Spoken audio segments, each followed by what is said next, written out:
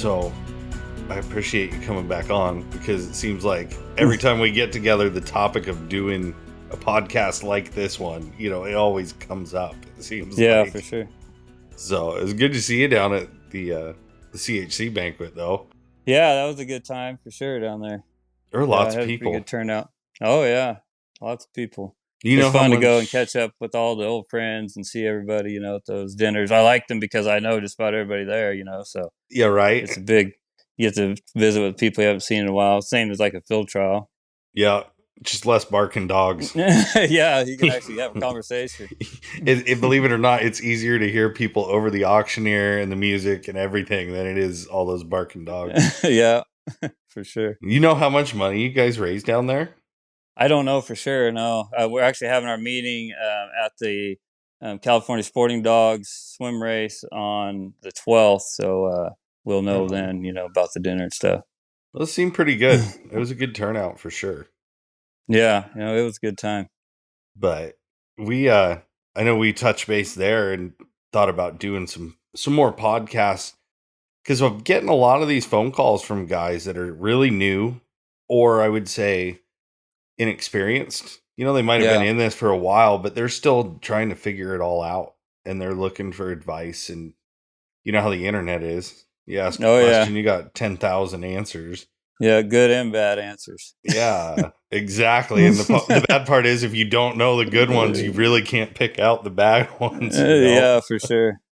So we've been talking about this for a while, but what I want to talk about today is the first step, I think, in really building that hunting partner, right? Like, it doesn't start the first time you go to the woods. If you buy a finished dog, that's one thing, but we're going to talk about starting with puppies before they even make it to the woods, and some things that you can do to work them and get them ready so that when you put them in that environment, it's not a culture shock for them, and they actually have a chance to succeed, instead of just, I hate to say it, but the attitude of you're going to make it or you're not, right? Yeah. Like, a lot of guys say that they've either got it or they don't, which I fully agree with. But there's things that we can do as houndsmen to give that dog the best odds that it's going to succeed, right? Yeah, for sure. There's a lot of little things a guy can do. Like with my pups, I start from the day they're born. I like to handle them, touch their feet, turn them over on their back. You do all that stuff with them. So that way they're used to that kind of stuff. Later Hmm. on when you're going to doctor them or when you're going to do whatever to them, they're used to being handled. Right. And it doesn't make them spooky of you when they're a little older. And then that way they also know your smell and your voice, and they learn all that before their eyes are even open. Yeah. Um, Do you have like a routine that you go through? Like, I know there's lists out there. You do this on this day, and it's supposed to be like a sensory thing for the puppies, where you're flipping them over and you're doing, like you're talking about, touching their feet and stuff like that. Loud noises. Do you have like a set thing that you go by, or you just go out and mess with them? Yeah, I just pretty much go out and mess with them. I don't really have a set thing. I know I've listened to some podcasts and read some articles that people do that. And I've been kind of wanting to try that, but I've never done that. Any kind of routine. I just make sure I handle them and play with them, and like I said, talk and make some noises and all that stuff. But it all depends on the female too. Sometimes you got to wait a few days. The female might not want you messing with them. Right. So as Yeah, long as you that. interact with them and don't just leave them sitting in the whelping box and don't touch them, that's the biggest mistake. Then their eyes are open, they see you and smell you, and they're scared to death. Yeah, they got no choice when their eyes are closed. Like, it Yeah, makes it kind of nice, and I agree with you. A lot of people have always said, don't touch them, just leave them. They'll come out when they're ready, and I'm not going to say that that's wrong for certain people, but I don't see that working nearly as well when you're trying to, build an all-around dog used to being handled. I think you got to start it like as soon as possible. And when you have that litter at home, you got that advantage, instead yeah, of trying to pick up a pup, or, get an 8 to 12 week old dog. Who knows what's already ingrained. Those first couple days, I think, like, when their eyes are open, you notice it's like, okay, they start moving a little more. And then after what, like day 4, day 5, I notice it's like, holy yeah, crap. yeah. Now we They're all got over the like place. monsters everywhere.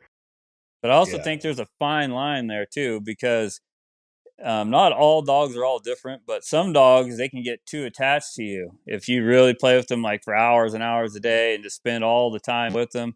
When it's time to start hunting them, they don't want to leave your side as they're your buddy, you know. So I Yeah. think there's a fine line there too, with that. You know, I think a guy wants to mess with them enough to where you can handle them and everything, but you don't want them so attached to you they don't want to leave your side. I've seen that problem a lot with young dogs. Yeah. Um, that people have. And my dog just won't go. Actually, I have one right now, Dandy. I raised when I got her. It was wintertime, snow on the ground here, and I only had one puppy, so I kept her in the house, and now she's really attached. Right. And when I'm walk hunting, she just wants to walk with me. She's a good dog. She runs hard, locates trees, does it all. She just don't have that hunt to her to go out there and look for a And track. look. Because she's a real close range hunter because she wants to be by me. Right. Because she was Which is raised in there. Yeah, frustrating. slept with me in the bed and everything when she's a little pup. So that's why I think she's like that. Yeah, But it makes sense. far as everything else, she has it. She just ain't a real wide hunter. Like Right. Cotton, I could send him down a canyon. He'll go until he finds something. He don't care where I'm at. Right. And let till I call him back. But yeah, I think there's a fine line there with that too. But yeah, what Yeah. I like to do with mine is, like I said, just play with them, handle them a little bit, for 10, 15 minutes a day, and just do that until they get old enough to start eating. And then, about, I don't know, 3, 4 weeks old, they'll start eating on their own. And then as they're eating, I like to pet them, put my hand down there so they don't get food aggressive, Right. and play with them that way too. You know, I think a puppy learns stuff. So if you have that puppy out there and it's growling or getting food aggressive while you're feeding it, and you don't correct that, and you let the puppy do that, that's what it learns to do. You're teaching it to be food aggressive. But if you're Mhm. right there when them puppies are little, and the first time you feed them and one growls and snaps at the other dog, you just kind of flick it in the head or whatever. Hey, stop that! Just get its attention. Sure. And then okay, I ain't supposed to do that. They learn fast like that. But Yeah, it's like when you all this overload of like sensory input. Like it's all new. They're starting with a clean slate, so it's Yeah, easier. yeah, I think a guy's trained dogs a lot of bad habits, by letting them get away with stuff. And it's just a puppy; it'll go out. And no, I like to stop it from the first time it does it. Yeah. And I've had really good success doing that kind of stuff. Yeah. Um, We were the same way. I mean, when we were breeding the blue dogs, we didn't mess with them a whole lot, as young pups, except when it was feeding time for mom, give her a break. And then we would take that time, and it would make it so, like you said, limited time, so much a day. yeah, It's not like overloaded. It's not a lot of, I don't know, personal connection with them. But at the same time, it's enough. They figure it out. And they, like you said, yeah, they learn your voice. They know that. Because I swear, I mean, that first litter, we probably went over the top too. Like you're saying with Dandy, where they weren't real wide hunters. They eventually grew out of it. But at first, I knew a lot of that was because the way we raised them as pups. And it's just, I don't know. You don't know until you try or you hear somebody give you their experiences. yeah. And they're all different. You get that one dog that's not as high strung or whatever. It's the kind that's going to be attached to you. You get some of them; it don't matter how much time you play with them; they don't care. They're Right? hounds, but they're all different. And you don't know that at that age. Right. You That's know? the hard part, I think, is they can't tell you anything at that age. Like they don't Yeah, have body language. They don't have any of that you can pick up on. It's tough with a pup. yeah. All you know is that they're healthy and their color. That's Yeah, about all you right. know at that age. Their color at that age. Yeah. Yeah, Who because knows it what they're going to look changes. like in 6 months? Yeah, for sure. They definitely change a bunch. So what about, I mean, I'm curious how you do things is after like puppy, okay? Like the eyes are open, they're moving around. I've never been a huge fan of puppies.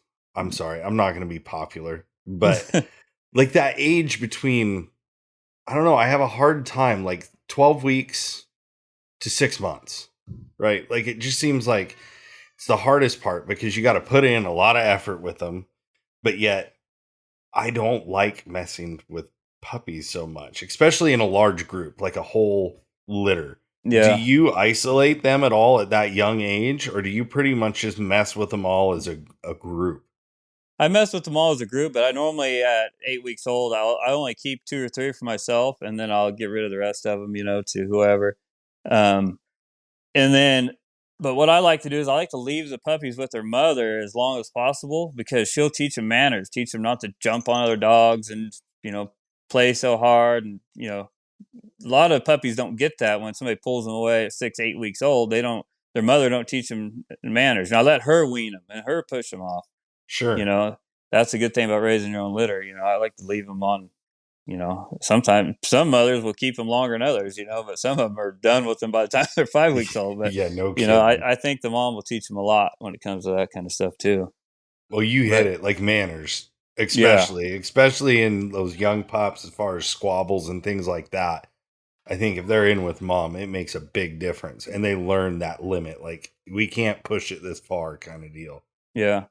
And then when they're that age, as far as barking around the house too, I like to discourage that from the first time they start doing it because, like I said, if you let them sit out there and bark and bark and bark, oh, they're just a puppy. Well, Yep. that's what they're learning to do.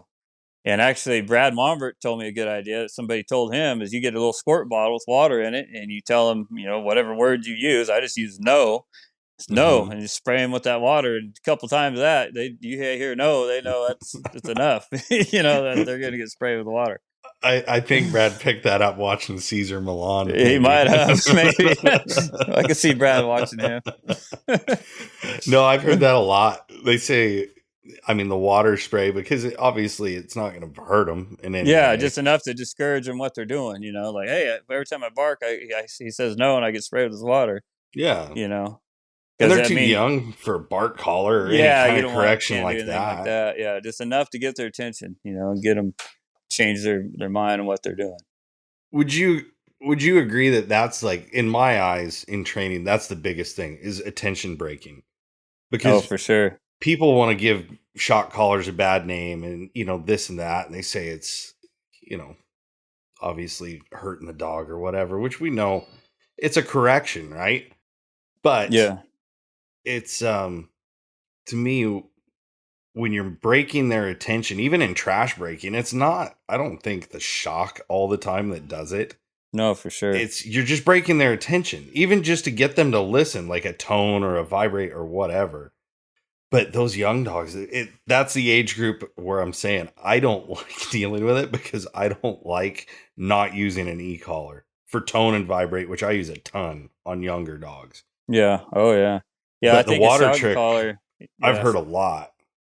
yeah. Shock and collar is a great tool if used right. If used improperly, it will ruin more dogs than it fix. Yeah. And I think Um, everybody's done at least oh one. yeah, for sure. But I like as soon as the puppy's old enough to wear a shock collar could fit around its neck, I put it on it.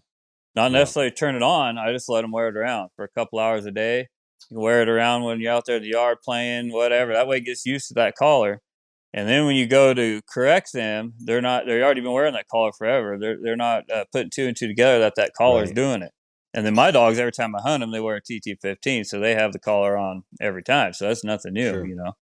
So I think a guy could, prevent a dog being collar wise by doing that. Yeah. Letting them wear that collar and getting used to it. They just don't associate it.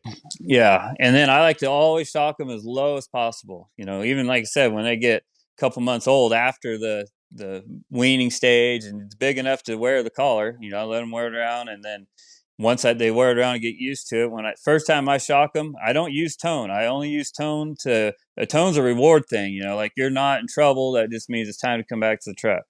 Hmm. So how I do that is I'll put the collar on the dog and I'll call the dog's name. If he comes to me, then I tone it as it's coming to me. If it doesn't come, then I turn it down low as possible. I bump it. If the dog doesn't respond, I turn it up a little bit and I bump it with the collar. I keep doing that until I get the dog's attention. Once the dog turns his head and gets his attention, then I call it again. And as soon as it starts coming, I start toning, pet it up, give it a treat. Right. And pretty soon they hear that tone, they come running to you. They know what that means. Yeah. But if you turn that collar up and just fry them the first time right off the bat, they're just going to scare them to death. uh, Because they don't know. no, a lot of times you just barely got to bump a dog just get his attention. Even trash breaking, once the dog learns that tone or learns that that shock. They know they're going to get in trouble. You know, they don't need much to. Some are different. You know, some dogs are hard headed and they need a little bit more. But most of them, you can get away with a pretty low number, just getting their attention. I always tell guys like just enough to make their ear twitch. Oh, for sure. That's Like it. that's where you want to stop. That's enough. It's obviously getting their attention. When you're working a young dog, it's a pretty good rule of thumb to not overcorrect Yeah, and definitely. cause issues down the road, I think. Yeah, and So, I oh, go yeah, ahead, man. yeah, I like to do that. You know, like I said, around the yard, get them where they'll come, teach them the tone, all that in the yard. I have a big dog yard. I can let them all in.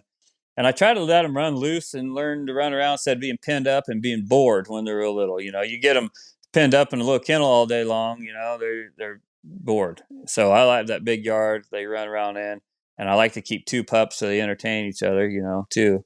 Sure. And then if I'm going to the store or going a short trip, I'll throw them in the dog box and let them go for a ride. You know, Yeah. they can that way they get used to being in the dog box. Sometimes I even feed them in the dog box. You know, if a Mhm. dog's not liking it, you know, kind of spooked in there, put a little bit of food in there with them and let them eat in there for just, you know, 10, 15 minutes and then take them out and put them away. And I also try not to put them away, uh, you know, call them to me and catch them and then put them away every time. So then they learn that, okay, he's calling me because he wants me to put me up in the pen. Yeah. So you call them, pet them, play with them, then let them go back and run around for a little bit, you know, and then call them, and that also helps a lot with them coming to you because you know they get smart and they say, well, every time he calls me, then he's gonna throw me in that kennel, you know, Right. so they don't want to Fun's come. over. I've had dogs do that before too. So, and But that's just kind of the groundwork. I think that a lot of inexperienced dog owners don't realize goes into it. oh You yeah, know, I'm not a dog trainer. I am well aware of this, but I've had good luck, and I've learned what works for me and I've tried to figure out what works for each dog. So, it's it's interesting to talk to guys like you. I mean, like we've known each other for a long time. We hunt I'd say somewhat similar dogs. yeah. There's some relation, I think, but when you're working with them, what would you say are the big things that you want to hit before you even take them to the woods? Like, let's say we're past the weaning stage. They know how to come when you call them. Like, what are the next steps as far as getting them ready to get to the woods? So I live up in the mountains, so I can just take off in my yard and walk the dogs around. So I like taking them out in the brush, letting them learn the different smells, logs, and not necessarily hunting them, just getting them walking around and used to all the smells and stuff.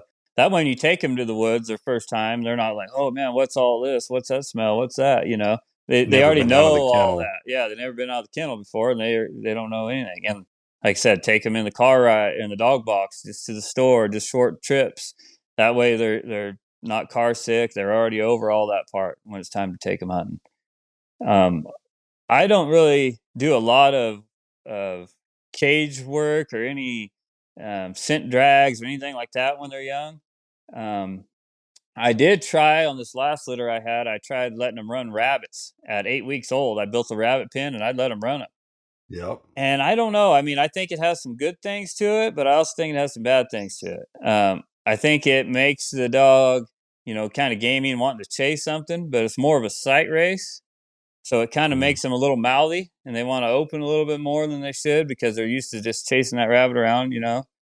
And I also think it makes them, you know, it does definitely makes them want to run a rabbit. You know, when you come across one, they're going to Right. smell it, and which normally they kind of get over that on their own.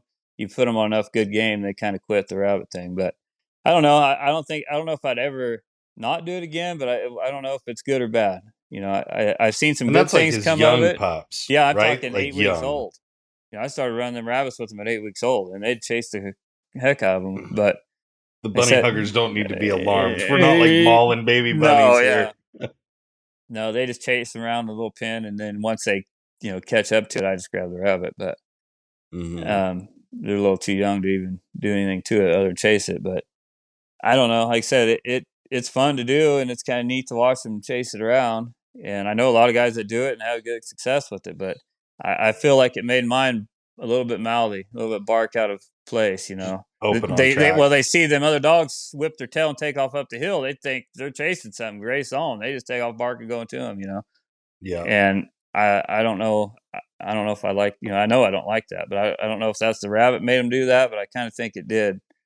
Because normally when you're starting a young dog, it's never seen nothing before. It don't know what them dogs are doing. It just kind of, that's their buddy and it just follows them around. But Right. when they're that young and they put two and two together, they think the race is on already and they just, kind of blabbermouth that way. Yeah. Which So, can cause problems down the oh, road. for sure, especially when you're hunting varmints, fox or cat. It's Hmm. you get a dog that's barking out of place, and dogs make a lose. They go back to that dog, and the race is over.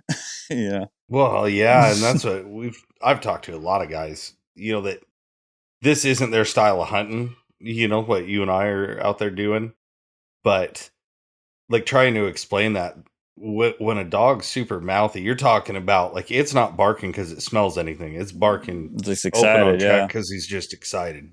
Booger barking, blabbering. I mean, there's 100 different names for it. But the problem with that is then those dogs that know how to honor are going to do that.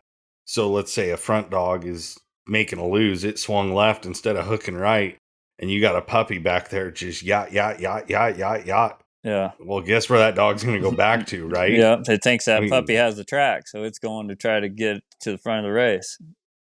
and then everything kind of just flies off the handle and it gets, Yeah, yeah. But, the far. that's why having a dog that's, not too open is important, I think. Like that booger barking Yeah, it's tough with young dogs. yeah. And it's a common thing, and I think any young pup, they get excited like that and they're gonna bark. But I said I think the rabbits running the rabbits enhance that. Yeah. you know. Well, it's a visual, they smell good, they Yeah. jump. I mean, it makes sense. You're not the only one. I know that. I talked to a lot of guys that started on rabbits, and even that little trigger dog of mine. I mean, we had some rabbits that just got loose and that was it. Like he knew every spot to check and he would do it. But his number one problem was he was way too babbly. Like he'd get excited and he would start barking. So I mean, I totally agree with you on that. I Yeah, think because certain dogs it'll just make them way more open. they're running the rabbit. I mean, they can smell it, but basically running it by sight. Hmm. Because they see it in that pen and chase it around. But yeah, um, So once they've kind of got that, you're using that to see their drive and their go, right? I mean, you're looking to see which ones are wanting to. yeah, yeah. Is that something you do before you make your pick? No, I did that. This is the first time I did it. This last litter I had, the Finn and Bubbles litter, and Mhm. I didn't do it till after I had kept three of them, and I didn't do it till after I just had my three. Oh, Then I did gotcha. it, but I wanted to do it. I just didn't have the rabbits and didn't have everything. It took me a little bit to get everything set up. Sure. So I kind of noticed what was happening with them pups doing that. So the next litter I had right after that, which was out of Cotton and Bird, I have two of those. I didn't run the rabbits. I did one or two times, and that was it. And Right. these other ones, I was going out there once a week. I was having fun running them. And then once I Mhm. realized what was going on, I'm like, I think I made a Back mistake that here. off. So I think a guy could do it a little bit and wouldn't be as bad, but as much as I did it, it didn't do them justice. Which the dogs are doing okay now, but they're still a little mouthy. But they're just turned a year old now. Yeah. So what else, I mean, beyond that, as far as getting them ready for that first day, we've got walking them around, getting them exposed to the environment, and I've noticed even with the last couple of young dogs I've had, and I got one I'm working with right now.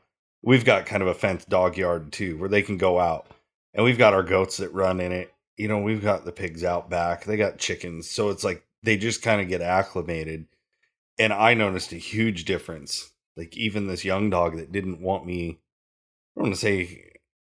I guess I will say he didn't really want me to touch him.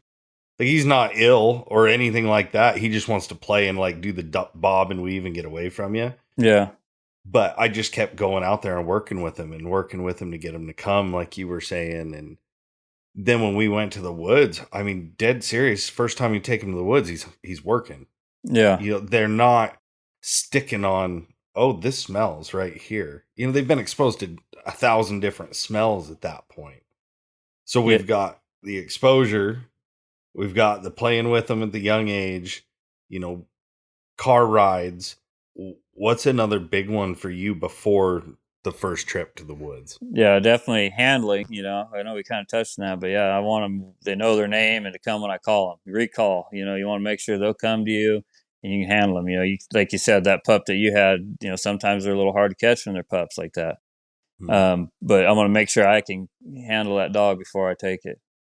Sure. The car ride, like I said, get them where they're not sick, because that's a lot of problems the guys have. I think is they take their puppy and been in the kennel the whole time, and they throw it in the dog box, and I'm going to take it to the woods. Well, they get up there and it's car sick. It's not going to want to do anything. It's car Right. sick, and then they're all mad because the pup didn't do nothing. Well, you set it up for failure. Right. You can't expect it to do anything when it's so sick from riding in the dog box or on the curves and everything else, and you dump Getting it out. smashed by the other dogs and not Yeah. knowing what's going on. And another thing I like to do is I like to buddy up my puppy with not necessarily my lead dog, but sometimes the lead dog, but a dog that's always going to be there, and one that's going to be nice to the puppy in the kennel too. Hmm. Some dogs just don't like pups, but you got to get one that can tolerate the puppy, and it buddies up with that dog, and it'll pretty much go anywhere that dog goes. Yeah. So that let that dog teach it, and it'll follow that dog. And when like I said, normally I keep two puppies, so I like to hunt one at a time at first, getting that one to go with the old dogs and make the races. But when you got two together, then they want to play and run down the road, and they don't want to. They don't know what's going on. It's It's hard. it can be done, but it makes it 10 times harder. If you just have one puppy, it will go with the old dogs every time. It'll be there. It won't mill around. Won't leave the tree. But you get two of them together and they get to playing at the tree. They have no idea what's going on. Pretty soon they're 200 yards down the hill playing, and Right. Playing. But it's not most time they're not going to go do that by themselves. They're going to stick with the rest of the dogs if it's just one puppy. Right. And then you let them like interact at home, just in the dog yard, and you keep them kenneled with that older dog. Yeah, it depends on the pup, but yeah, I'll let them all interact with the whole pack in the dog yard, and then pick a one dog and either put it right next to that dog or try to put it in there with that dog and just kind of let it buddy up with that one dog Hmm. to where it'll follow that dog everywhere it goes. That's what I started. I mean, from the beginning, I didn't necessarily always kennel them together, but I would take and I'd put them between them. So if I had two kennels, that pup was going between two of my solid dogs, Yeah, so that they, even if they're not in there playing and running around together, they're there. I mean, they're used to being with those dogs, so it just seemed to always help get them to go. Like you said, they just wanting to be with their buddies at first till they figure this all out. yeah. And that made a big difference rather than when I used to keep like two puppies together. That was the worst. Yeah, you can keep them together for a little while, and then once they get to that age, probably about, I don't know, 3 months old or so, three, Yeah. 4 months old, I like to make sure I separate them, because I don't want them to buddy up anymore. I want to buddy up with an old dog, So and do I've you had make, them.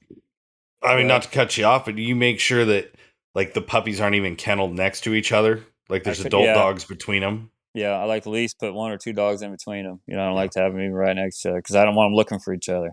Because I've made this mistake before and kept puppies and just kept them together their whole lives until I started hunting them, or their young life. And then, about 5, 6 months old, you go to hunt them, they won't do nothing without their buddy. Yep. All they're wanting to do is where's their friend. So, Yep. and it takes a little bit to break them of that. That's all they know. So I'd rather them buddy up with a good dog than another puppy. Oh, for sure. And that seems to be a big thing. I don't know. I'm kind of like you. I've always kept two. Whenever we had a litter, I kept two. But I talked to a lot of people on the phone, and I hear it so many times. Oh yeah, we're keeping two or three or four. I mean, whole litter. Man, that is so much work. Before you decide to do that, like that is a lot of work. It is a lot of Siblings are work. hard enough as it is, wouldn't you say? Whether Oh than yeah. like two different puppies from different litters, even it seems like is way different. But I think if the guy had the time and a way to do it, I think that if you could keep all the puppies up until it's time to hunt them, you could cull through them and pick the best one that you think would work the best for you out of that litter. It'd be a Hmm. lot of work, and I can't do it. I can only keep 3 or 4, but I any more than that, it's can't do it. But then you just keep them up until the age you're going to start hunting them. And maybe start them a little bit and say, okay, I like this one the best. And then, get rid of the rest of starter dogs or do something. But when you're going to try to hunt all those, it's You Really hard can't to hunt do. enough. No, you can't. I mean, there's Definitely not can't. enough hours in the day. You think if you've got even just say two puppies, it doesn't seem like much, but the dedication to give them that time alone where they're not just playing grab ass and not learning. I mean, it's like I'm going to refer to fishing, right? My buddy's always told me you're not fishing unless you're on the bottom. Okay. You can take those puppies to the woods, but if they're not in the right mindset and they're off grab assing, they're not learning anything. You can scratch that off. You didn't even take them to the woods. You should have saved your gas, Yeah, is learning how bad I look at habits. it. Yeah, exactly. So if you're splitting them up and you're hunting them like that, I mean, shoot, dude, even two puppies, you're looking at least, I mean, at bare minimum, 2 days a week. Really more like 4 or 5 days a week, right? I mean, you hunt a ton. How Yeah. many days a week you think you hunt? I hunt, well, I hunt about 4 or 5 days a week, every Yeah, week. which is insane. Hats off, man. I wish I had Yeah, that I time. spend a lot of time in the woods. I'm slacking, But but it's a rough time of year right now. I've seen a lot of guys though start, a bunch of puppies like that and have good success. But I think that there's a lot of frustration and a lot of chaos in the beginning. I've heard guys say it's not, but I don't see how it couldn't be. you know, it It always was for me. you can't overload your old dogs with a whole pack of puppies, and they're even your old dogs get to where they're like, "What in the heck's going on?" They don't even Hmm. want to, you know, they don't even want to be out there with them either. So, what do you think? I mean, because you brushed that subject, when it comes to your pack dynamics, I mean, what are your thoughts as far as finished dogs versus started dogs versus puppies, like numbers breakdown? Like, is there a I like to see X amount of finished dogs per one puppy. Like, do you think of it that way at all when you're bringing in new ones? No, I like to have plenty of well started dogs, one that's already kind of know what's going on. I wouldn't necessarily say finished dogs. I normally don't keep too many finished dogs because the way I look at it is if you got too many finished dogs, the young started dogs are never going to step it up to become those finished dogs. Like actually right now, I should have got rid of Cotton a long time ago, but it's hard to do because he's Because you exceptional like them. dog. Yeah, but in order to make these other dogs step it up, I actually lately I've been doing that. I haven't been hunting him as much. Letting these other dogs start striking and doing all this other stuff without relying on him. But I've Hmm. seen that time and time again. A guy gets rid of his lead dog, and his second string dogs just all of a sudden come on because they have Oh, to. definitely. you know, Yeah, it's kind of like they rise to the occasion. And yeah, I think that because I've seen that happened to me when we lost Thumper. I mean, he was like my first finished dog, and I bought him finished. But when we lost him, I thought, man, this is going to suck. Like, this is going to be horrible. These dogs there's no way. And in the matter of about 3 trips, it went from what am I going to do for the rest of the season and the near future to we got this. Like, they yeah, stepped it up. And it was like they just honored that dog because they hunted under him so much as young dogs. I think that when he was pulled out of the picture, it was like light switch. yeah. And once they realize that they have to do it, and that dog's not there no more, they come on strong. I've seen it time and time again by getting rid of my best dog. I've had Hmm. guys like, "You're crazy. Why are you selling that one?" I'm like, "Because I got to finish these other ones." Because you can get rid of one and make Yeah, four I can make a whole bunch of sometimes. money off one and build these other ones off of that. Yeah. Yeah, exactly. But I like to start back to starting pups. I like to start mine slow. A lot of guys are all gung ho and they want to get their puppy in there and go on and stuff. But when I'm hunting my pup, I'm more like trying to set up the best case scenario for it. If it Hmm. ain't right, I'm not gonna turn it out. And I've heard people say this a million times. Oh, they're not learning anything in that box. Well, they're definitely not learning bad habits sitting in there.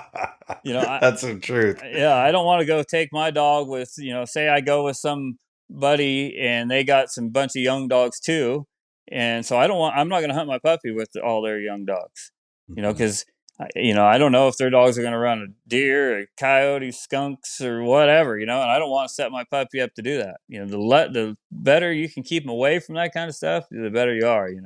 For sure. Um, so I like to start them slow, and I like to road my pups with just my dogs, and I don't like a bunch of chaos if I can keep from it. So I'm 20 when I start my pups. I like to do it my own, by myself and not have a bunch of people around. Yeah. And I start them a little bit, and I'll take them to lead them to trees and stuff like that. But as far as hunting them goes, depends on who I'm with and who's around. But most time I just leave mine put up and let just hunt my old dogs. I think a lot of guys are that way. I mean, justifiably so. Yeah, I am too. I think especially like you rode, and I guess we should explain that because there are a lot of people that don't know what roading is still. That's when we put our dogs out in front of the truck or UTV, whatever, and we drive. And they stay out in front of the truck and search for a scent and hunt on off the road. The hope is that they're making that zigzag and trying to find game. yeah, But I feel like you learn so much about a young dog. And like I've been really blessed the last two. You put them in the road and they just went to work. Whether that was just instinct or what I did with them prior to getting to the woods, that roading time is really personal. Like I like to do that alone too because you learn a lot about that dog and how they interact, what they pick up from those other older dogs. Like for example, you got a puppy that smells something and it puts its nose in it and it wants to start, grubbing on it. There's a time you got to tell it to move on, right? Like you're not going to sit there and let it mess with something that five broke dogs just ran over, yeah, right? for sure. But I sure let them smell it. And then I let them know, hey, let's go, tone. I use my tone a little different than you do, it sounds like. But I have my command for that. And it's like, okay, here we go. It's time to go. And then you'll watch them. They'll see those old dogs start sniffing. And then when the old dogs decide to move on down the road, it's like all of a sudden it'll click. It's like, okay, it's not supposed to be that. We're going to go. We're going to go look for something else. But it's hard to do that when you got 20 dogs in front of the truck. Yeah, definitely. And especially 20 that you don't know, Right. it makes a big difference. And But that's hard, I think, for a lot of inexperienced guys, getting into it. That is a hard thing to do is go roding with a bunch of dogs you don't know and not understand it because it is a big building block, I think. oh, I don't know. definitely. It's weird to me. Like the way everybody hunts is so different from region to region. Like I thought for years, strike dogs were just a thing. I thought they all did it. And now I've learned that's definitely not the case. Yeah. And same with rodent. There's dogs that are really, really good at it, and there's other dogs that aren't. So, I mean, when you're working those puppies, are you usually, like you said, roding just one pup at a time then? Yeah, I like to just road one pup at a time at first until I can get them where they're learning to road. Because you put 3 or 4 of them out there, they're just going to take off running down the road playing. Yeah. But you get one, it's going to stick around with the old dogs normally. Yeah. And that, I don't know, it's a fine line when you're first starting out a dog there, because if you got a dog that's really gamey and wanting to strike and run stuff at a young age like that, and you put it out on the road, it's going to strike every deer, every Mhm. coyote, everything it comes across. I have one like that right now. Her name's Ivy. She'll strike. She's an outstanding strike dog, but she'll strike anything she smells. And she's Right. only, well, she's 9 months old now. So what I do with her is I don't road her that much, because I don't want her to start striking these trash, and every time she strikes one, she's learning to strike trash. Hmm. So, but of course, I could shock her, break her off of them, but then you're discouraging her to strike. Right. She don't know the difference between a gray fox or a coyote at this point. So what I do is I like to just put her on, dog like that. I like to put her on, 15, 20 fox first. Take her to trees, a lot of jump outs where she knows what a small fox smells like. Yeah. Once she figures that out, a lot of times they kind of break themselves. But then you could put her in the road if she starts something the old dogs won't. Then you could bump her and she goes, okay, when I run that fox, I don't get in trouble. When I run Right. this, I do. But when you just put them out there and let them, shock them right off the bat for running trash, they don't know the difference. And you're going to discourage your dog from striking anything. So We've those talked dogs are the about that a bit. hardest ones. Yeah, that's a Like, fine line between, you want to road your dog and you want to hunt it, but you don't want to break it from striking. And well, it's it's like tough when you get one like that. conditioning versus breaking, right? Like, Yeah. I own dogs that I've literally probably shocked on probably two skunks and one deer in their entire life. That's all it took. But like you're saying, they got put on Fox over and over and over and over to the point where I'm like, I don't think they're going to run anything else. Yeah, Like if for I sure. wanted to go run something different, I don't know if they would or not, which is it's crazy in my mind. You know, a lot of the conception is that they're going to just run whatever you put them on. And I think that that mindset with a puppy is 100% true. They are probably going to run whatever you put them on, Oh, definitely. but don't want to break them from that willingness to run. Yeah, you That want them to go out there and find a track, so you don't want to break them from doing that. So the best way I found to do it is just hold the puppy up, leave it in the truck. When the dogs get a track going, your old dog strike, and you know it's good, dump him out then, get him yeah. on there. Or the best thing is to take him to trees, and Hmm. do jump outs. I jump the fox out, tie the old dog's back, let just the young dogs run it, let them run it and tree it. And if they make a bad lose, then send the old dogs in, then let them pick it up, and then Sure. they'll learn then, okay, this thing's still going. I got to go a little farther out and find it. That, Yeah. I think a guy can do a lot of things to a young dog to either make them better or make them worse, Yeah. just like even start even farther back when you first starting them.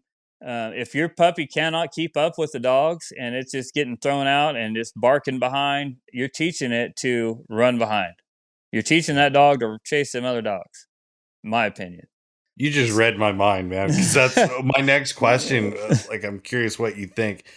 Because a lot of these guys, that are inexperienced and they're putting these dogs out, and let's say they are roading them and they're going and going and going. Well, that puppy puts on 6 miles, young dog, puppy, whatever you want to call it.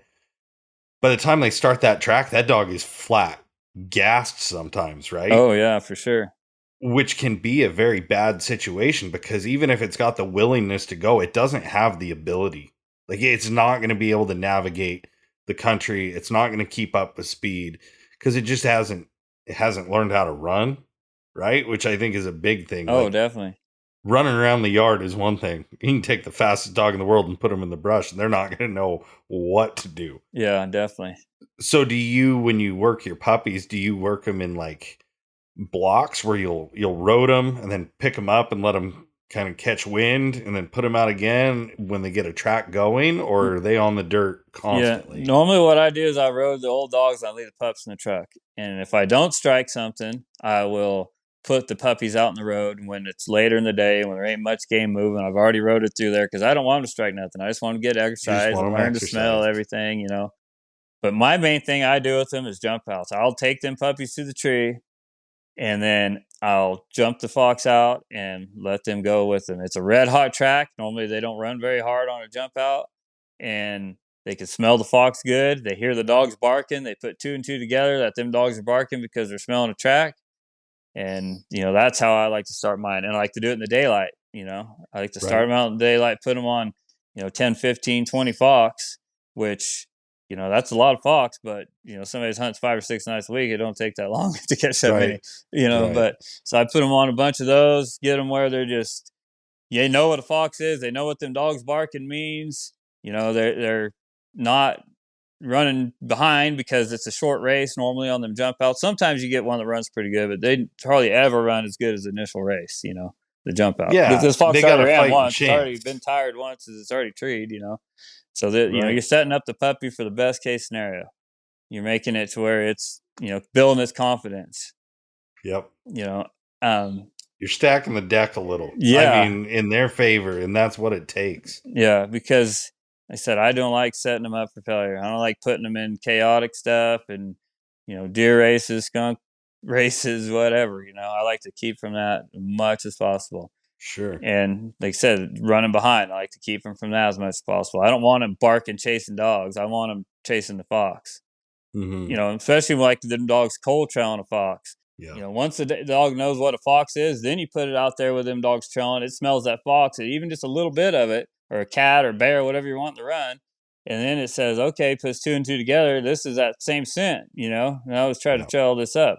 But otherwise, when you got them out there, they don't know what's going on. They're just out there with the old dogs. And then all of a sudden, the old dogs run off and leave them. And now they're out there booger barking. Where'd everybody go? Lost. Marking Yeah, lost. and you do that over and over again, you're gonna ruin their confidence. And especially you get on them long hard. Some of them fox races run for 4 or 5 hours. That pup, there ain't no way it'd ever make that, a little puppy like that. So until they can get Right. to that age to where they can keep up and make the race, then I don't try to push it on them. Some of them can at a young age, and Yeah. some take a little bit longer. They're all different, but until they get to that point, I don't push them. Well, that's where you got to have a keen eye as a trainer. I mean, we're all trainers when it's that time, right? Like we might not be professionals, but we're all training. Yeah, for sure. So you got to really keep a keen eye. And you've been doing this for so long. I mean, if people haven't heard your past episodes, you've been running dogs since you were a kid. Have Yeah. you, like, is there anything that sticks out in your mind, like as far as starting these young dogs that you used to do, or like the old way of thinking, and you've just realized, hey, this really isn't working? This works way better. Is there any of those like aha moments that you found when you're working the young dogs? Oh yeah, lots of them. I mean, especially bear hunting. Putting them young dogs on mean bears. It you'll ruin more dogs than you make. A lot, like you said earlier, a lot of guys, well, it either got a dog either has it or it don't. Well, yeah, I mean that's true to some extent, but some dogs you just got to bring it out of them. They have it, but they just don't know they have it yet. Right. Some of them take a little longer. Like that Eli dog I had, he's the best hound I've ever owned. His sister at a young age was barking at a coon, making trees, treeing, just phenomenal at 6, 7 months old. He would just kind of go with the dogs. He'd make a tree, he'd miss a tree. He just a young dog, wasn't doing nothing outstanding. And Right. then, but time they finished out, he turned out to be the best dog I've ever owned, and she just turned out to be a dog. She was just a decent dog, nothing special. Like they plateau almost. Yeah, A lot of my early starters did that too. They look yeah, real good, and then they hit about a year and a and they half, just and kind of it's stay like, right there. what happened? Like you didn't learn how to learn. You're going 100% off natural ability, and that only carries you so far, I think. Yeah, to me, the smarter dogs are the ones that take their time and they have to think about stuff like what's going on. Like I've had a lot of guys. Oh, my dog, it's first tree, it's already treeing. Well, that doesn't impress me at all. That dog does not know anything's up there. How could it? How many So slick ones are you going to walk yeah, to after that's not that? the kind of dog I want. I want one that's been on 10, 15, 20 fox before it realizes, hey, there's something up there. Then it starts treeing. Then you're like, okay, it's got a brain. It's putting two and two together. Right. It didn't just go in there barking because the other dogs were. Yeah. And yeah, like I said, it takes them a little longer. I start mine a little slower than everybody else, but in the end, I think it makes a better dog. A better finished product for Yeah, sure. get a better finished product instead of a young dog that's just kind of rattle headed and blowing and going. You know. So let's say number one tip. Like they just picked their dog up. It's 8 weeks old. They're looking forward to the next 6 months. Like if we were going to break this down to bullet points, I think we're looking at handle, right? Yeah. Like I put that as number one Yeah. usually. Because if you don't have a good handle on your dog, and we're talking like the handle has changed in recent time, even it seems like 20 years ago, guys weren't doing what we're doing with dogs They as couldn't. far as They right. didn't They have didn't the have they the didn't have the technology. technology. A lot of people I've seen them knock the Garmin collars and GPS collars, but if you know how to operate one of those, that is the best tool for training dogs. Yeah. You could teach a dog so much with that. From if a dog's leaving the track or stuck, trailing behind, the other dogs are going on. You can just bump it with that collar and get his attention. And then it goes. Here's some other dogs that goes to him. But Yep. before you turn the dog loose, and if it was at the tree, you thought it was good. If it wasn't, you had no idea what it did in between. And you don't yeah, know what happened in between. You don't yeah, know if it was really good. You just told yourself it was good. yeah. It might have made the tree, and it's a young dog and it's not treeing real good yet, and milled off, and then you get there and that dog ain't here, and it ain't worth nothing. Yeah, That thing it right. might have led the whole race. He could have caught the game. yeah, Exactly. and the guy doesn't. Know that unless you have that GPS collar. You can hear a lot of it and kind of tell what's going on, but Right. there's a lot more to it than a guy can only hear, by Yeah. watching that GPS. So like handle. I'll hammer that. Handle, Yeah. handle, handle. Make your dog's handle. It's going to make your life so much easier down the road. And just especially panic situations. you know, like you said, a dog gets hurt or something, instead of getting coyote like and running off and hiding, like a good handling dog is going to let you handle it. Yeah. And I think that's just one that really needs driven home with inexperienced dog owners, houndsmen, bird dogs, whatever. It's just work on that handle Yeah, you want to be able to 100%. touch that dog anywhere without it biting you or being scared, and be able to doctor it, handle it. Um, yeah, that's to me, that's a big thing. Yeah. That's what I put as number one. And I would say, I don't know if I want to say like one's better than the other, but you really need to make sure that you're setting them up, like you said, building confidence. Confidence is a huge factor in a puppy, whether it's they need to be confident around loud noises, Oh, definitely. not be gun shy. Like that's a different kind of confidence than, hey, I'm going to go toe to toe with a bear, right? Yeah, definitely. But they're both a confidence thing, and it can all be instilled in those early times of training and working them, even before you go to the woods. Yeah, definitely. Yeah, that's I agree. That's a big thing. You want to set them up for success, not failure. And then I would say like acclimation to the environment, to the hunting aspect, the routine that goes through. Make that dog a part of it every time. Like that dog will learn the routine. Even these young dogs that I'll use mine as an example. I'm thinking I don't know if I'm going to be able to catch this thing. Like I shouldn't even take him to the woods right now, but I'm going to. We've made some headway. He's doing pretty good. We'll figure this out. Him and the last pup that I raised, you take him to the woods and it was like a light switch. It was totally different. And that was before, or I'm sorry, after we had the turnout pen. So I don't know if it was because they were just acclimated, they knew something was different, but they weren't distracted because they already were familiar with those scents, and they'd been around the truck and things like that, to where when we went to the woods, it helped set them up for success, and you got to see it, and it was drastic. Yeah, definitely. Because the guy don't want to take him to the woods and everything be a new experience to him.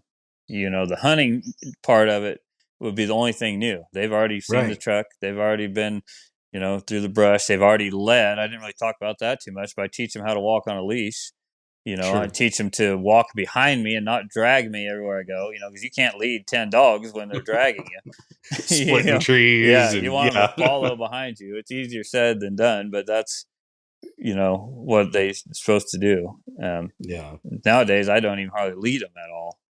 Right. They'll follow me. I lead them. Eddie kind of got me doing this again, but I kind of lead them away from the tree a little bit sometimes, unless it's really brushy and I just can't fight 10 dogs. But if I can lead them Sure. away from the tree and pull them off the tree, I found it's a little better because I mean, I've pulled my dogs off so many trees, they got to the point to where I would just start walking away and they'd follow me. They see me and they're okay, it's time to go. I didn't even have to call them. Yep. And so I don't want that. I don't want them to hear me coming or pull up or something. I want them to stay treed until I tell them to go. So, Right. Eddie told me start tying them up and just pulling them away. So I do that. I get them, many of them I can or all of them, and I pull them away a couple 100 yards, and then I make them follow me to the truck. And that seems to be helping a bunch when it comes to Right. that. It's just the routine and get them acclimated. So you're limiting the factors there. Like you're focusing on micro pieces. I guess you're breaking it all down. So when you go to the woods, it shouldn't be like this huge gamut of things they're learning. Yeah, they learn I mean, all this granted, stuff at home way before you ever hunt them. right. Like I said, from where we're at now, the leash leading, teach them that, teach them, not necessarily loading up, yeah, it's nice to have them jump in, but, you know, sometimes like my truck's really tall. It's hard for them to jump in. It takes a little bit for them to get used to that. So Yeah. most time they'll do that on their own. They'll learn to load up, but I just want to get used to being around the truck, used to riding in the dog box. Even if you let them just sleep in there at night, throw them in there, let them sleep in there through the night, and then take them out the next day. Just so they're not scared of that box. That way, when you do Yep. take them to the woods, they're not terrified from riding in that truck and car sick and everything else. Yeah. So I think, Car sick is the oh worst, yeah, man. If anybody's never had a car sick puppy, consider yourself yeah, lucky. you get a car sick puppy, and then you take it and try to hunt it. It's not going to work out good for No. you. Well, I'm looking forward. I think we're going to do some more of these and break it down kind of by group. This one was geared more towards puppies and getting them ready for that first step to the woods, but we're going to have to get back together and do like the first part of hunting, like, Yeah, I'd like to do what you that. focus on when we go from conditioning and just acclimation to actually hunting that dog and testing and things like that. And I think we'll Yeah, I'd have like some to. good topics. Yeah, that'd be good. There's a lot of things the guy can do, along the way to help him out and get them doing different things. They all got holes and all got problems, but some of them you can fix by doing these little steps. And like I said, using that GPS collar to its advantage, For that sure. train collar, Tritronics on there. Guy Well, could. I think we're gonna have. I mean, shoot, this flew by. We're almost an hour already. Yeah. It's there's so much you can try to cram it all into one, and it just doesn't happen. Oh yeah, So for we'll sure. have to do a couple, follow up or a couple follow ups, and just keep kind of working through these. Because what I like the most is the phone calls we get from listeners, and they'll say, hey, this really helped, and they'll list off an episode or just a line from an episode, and hopefully just all these different perspectives will help people realize, yeah, there's still a lot of ways to do it, but there's a lot of knowledge out there, Yeah, there's and we've all tried a lot of different stuff. yeah, there's tons of ways to do it. There's a lot of guys that have good ways, and I'm not saying my way is right or somebody else's is wrong, but that's just the way I do things. And Right. I'm sure there's guys that have their own ways that work for them too. And like I said, every dog is different. So one thing that you do to one dog is not going to work on the next one. You got to learn that dog and say, okay, this dog needs a little help with this, and that one needs a little help with that, and just kind of break it up that way. You can't treat them all the same. But Right. in general, what we talked about, you can kind of do it like that. Some are going to be easier than others, and some are going to be a pain. There's a method to it, Yeah. though. Oh, yeah. That's what I Yeah. think. Back early on, Jared Moss was, one of the first ones we did the training tips with, and it's like it's all about a method. Everybody's method is different, but there is a method Oh, behind yeah, for everything we sure. do, or you're wasting your time. Like you're rolling the craps dice. Yeah, you got to have a goal of what you want to do and what you want to see that puppy do, um, and have a way of doing it. A lot of it's, flying by the seat of your pants. All of a sudden, you're like, okay, I got to do something here and Yep. just kind of come up with something and try it and see if it works. But a lot of that. I listen to a lot of podcasts, and there's a lot of things I've picked up and learned from podcasts too. And like, okay, yeah, I like that. I'm gonna try that. That sounds like that would work. Sure. Yeah, that's one great thing about listening to these podcasts. There's some really good information that a guy can pick up. For sure. Well, I appreciate you coming on, man. I know you had a long day. Yeah, We'll it's a have lot to of get fun. together and do this again. Yeah, for sure. All Definitely. Yeah, right. we'll Well, pick up where we uh, left off and hit the next stage of these young dogs. for sure. Yeah, and I don't even think we introduced you. I'm the worst at that because, I mean, shoot, I've known you for so long, but Cougar. I'm going to refer to you as Cougar from Okay. now on. Michael Ewing. It's weird for me to call you Michael, Yeah, man. I'm going to be real honest. It's weird. all the hunters call me Cougar. Everybody at work calls me Mike or Michael. Yeah, Few of right. them call me Cougar. The ones that hunted with me a little bit, but yeah, if anybody that has hounds, they all call me Cougar. Well, I appreciate you coming on, man. It was good catching up a little bit. We'll have to do it again here For soon. sure.